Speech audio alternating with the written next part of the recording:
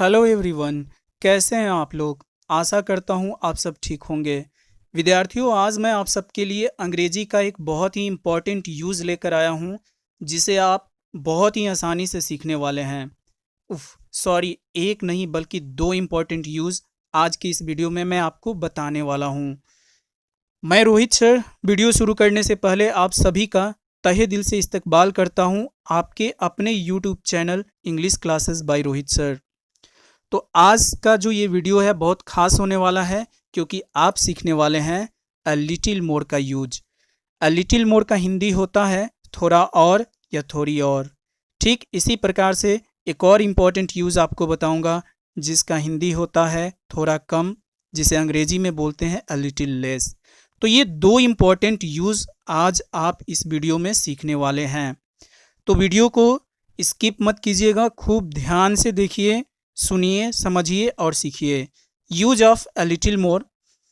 अ little मोर का प्रयोग जो है अंग्रेजी बनाते समय इसे सबसे अंत में लिखना है, यानी ये सेंटेंस का टेल टर्म है, इसे हम लास्ट में यूज करते हैं। वैसे मैं आपको बता दूं कि अ लिटिल मोर जिसका हिंदी होता है थोड़ा और या थोड़ी और। जी हाँ, थोड़ा और या थोड़ी और, ये बहुत ही इम्पॉर्टेंट यूज है।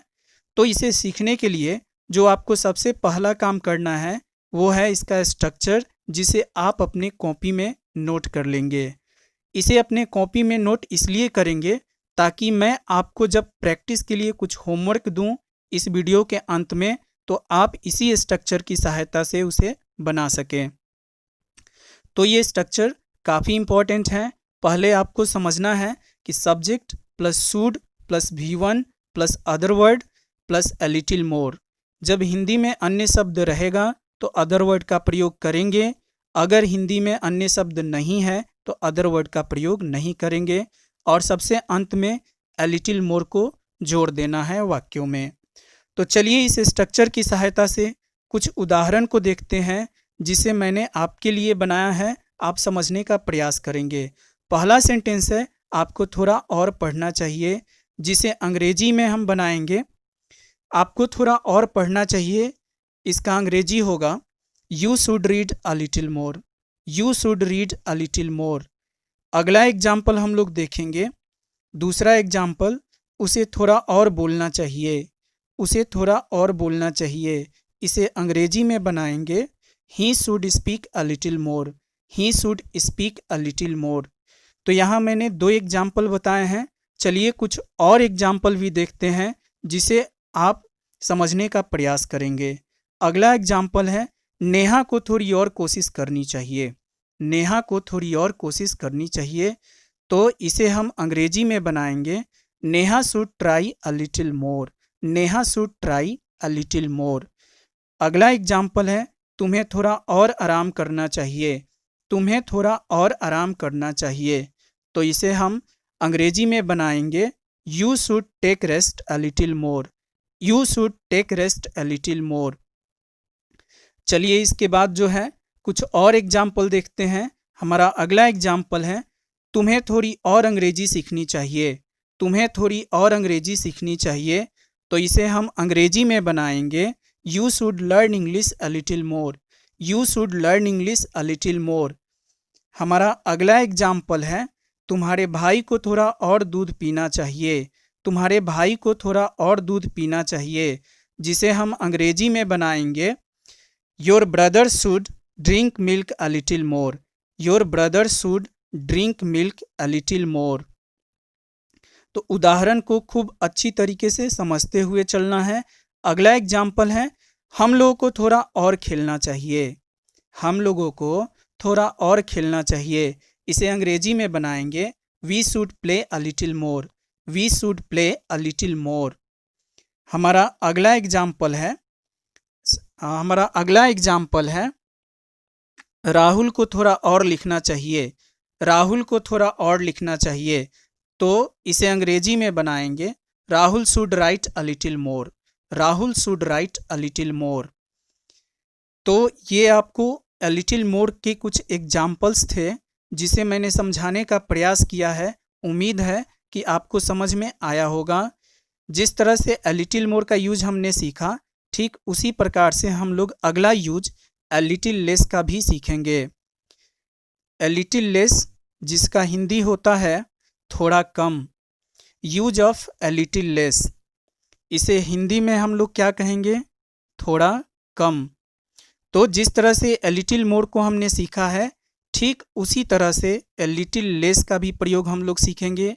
इसका भी यूज हम लोग अंग्रेजी के सेंटेंस में अंत में करेंगे, सबसे लास्ट में करेंगे। तो ए लिटिल लेस थोड़ा कम, इसका स्ट्रक्चर देखते हैं। सबसे पहले subject plus should plus V1 plus object plus A little less. Should means होता है चाहिए।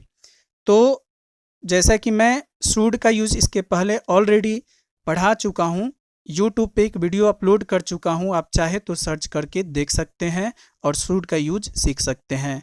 फिलहाल हम लोग यहाँ ए लिटिल लेस को देखेंगे शुड के स्ट्रक्चर पर। जी हाँ, ए लिटिल लेस जिसका हिंदी होता है थोड़ा कम। तो शुड मीन्स होता है चाहिए। जिस तरह से पहले के वाक्य हम लोग देखे हैं, आगे चलिए उदाहरण के माध्यम से हम लोग इसे भी देखते हैं और समझने का प्रयास करते हैं। तो use of a little less में जो है हमारा सबसे पहला सेंटेंस है, आपको थोड़ा कम बोलना चाहिए। आपको थोड़ा कम बोलना चाहिए। तो इसके लिए जो है इसे अंग्रेजी में हम बनाएंगे you should speak a little less. You should speak a little less, आपको थोड़ा कम बोलना चाहिए। नेक्स्ट है विद्यार्थियों को थोड़ा कम सोना चाहिए। विद्यार्थियों को थोड़ा कम सोना चाहिए, इसे अंग्रेजी में बनाएंगे students should sleep a little less. Students should sleep a little less. तो उदाहरण के माध्यम से हम लोग समझते हुए चलेंगे। हमारा अगला उदाहरण है उन्हें थोड़ा कम खाना चाहिए। उन्हें थोड़ा कम खाना चाहिए, तो इसे अंग्रेजी में हम लोग बनाएंगे, उन्हें के लिए हम ही का प्रयोग करेंगे, सब्जेक्ट के रूप में ही का प्रयोग करेंगे। He should eat a little less. He should eat a little less. Next है तुम्हें थोड़ा कम सोचना चाहिए। मान लीजिए कोई ऐसा व्यक्ति है जो बहुत ज़्यादा सोचता है, तो उसे हम एडवाइस दे सकते हैं कि तुम्हें थोड़ा कम सोचना चाहिए। तो इसे हम लोग अंग्रेजी में बनाएंगे, तुम्हें थोड़ा कम सोचना चाहिए को you should think a little less. You should think a little less. A little less का प्रयोग ए लिटिल मोर की तरह अंत में करेंगे। अगला उदाहरण है आपको थोड़ा कम झूठ बोलना चाहिए। मान लीजिए कि कोई ऐसा व्यक्ति है जो बहुत ज़्यादा झूठ बोलता है, तो आप उसे सलाह दे सकते हैं कि आपको थोड़ा कम झूठ बोलना चाहिए। इसे अंग्रेजी में बनाएंगे you should tell a lie a little less.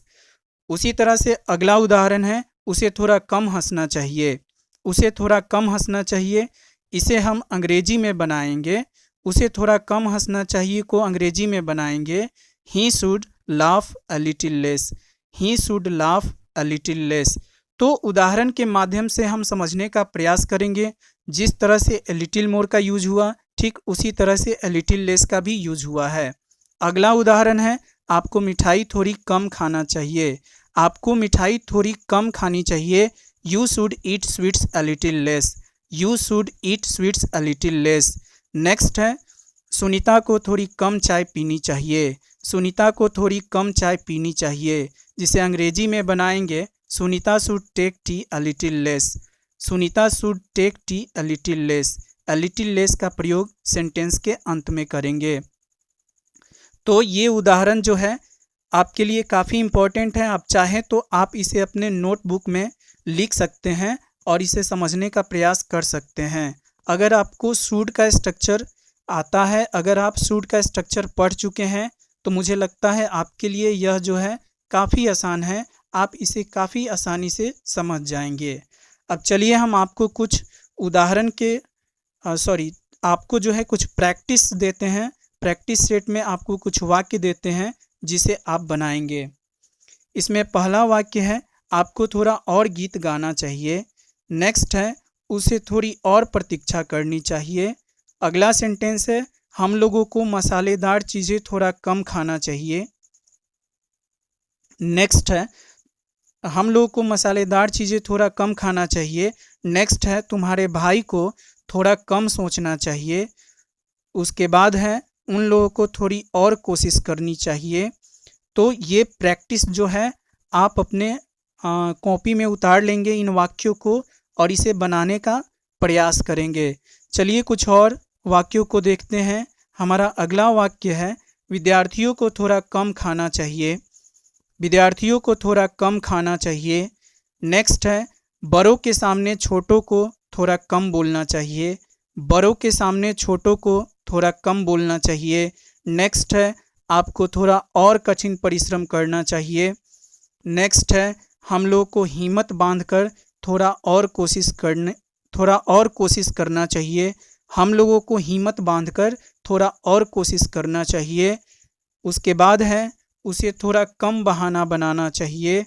मान लीजिए कोई ऐसा व्यक्ति है जो हमेशा बहाना बनाता है, तो आप उसे बोलेंगे उसे थोड़ा कम बहाना बनाना चाहिए। अब इसके बाद जो है, मैं आपको इसमें जो कुछ कठिन वर्ड्स हैं उसका वर्ड मीनिंग मैं आपको जो है दे रहा हूँ। इसे आप अपने कॉपी में उतार लेंगे, इसे याद भी कर लेंगे, बहुत इम्पॉर्टेंट है। जैसे बड़ों के सामने तो बिफोर एल्डर्स, बड़ों के सामने बिफोर एल्डर्स। नेक्स्ट है, छोटों को तो इसके लिए यूज करेंगे यंगर्स। जी हाँ, छोटों को तो इसके लिए यूज करेंगे यंगर्स। ठीक उसी प्रकार से कुछ और वर्ड्स को देखते हैं। जैसे हिम्मत बांधकर कोशिश करना, तो इसका अंग्रेजी होता है टेक हार्ट एंड ट्राई। हिम्मत बांधकर कोशिश करना, take heart and try. Next word है कठिन परिश्रम करना, वर्क हार्ड। कठिन परिश्रम करना, जिसका अंग्रेजी होता है वर्क हार्ड। अगला वर्ड है बहाना बनाना, मेक एक्सक्यूज। बहाना बनाना, मेक एक्सक्यूज। तो आज के वीडियो में बस इतना ही। मिलते हैं आपसे नेक्स्ट वीडियो में। तब तक के लिए आप अपना ख्याल रखिए। Goodbye and take care.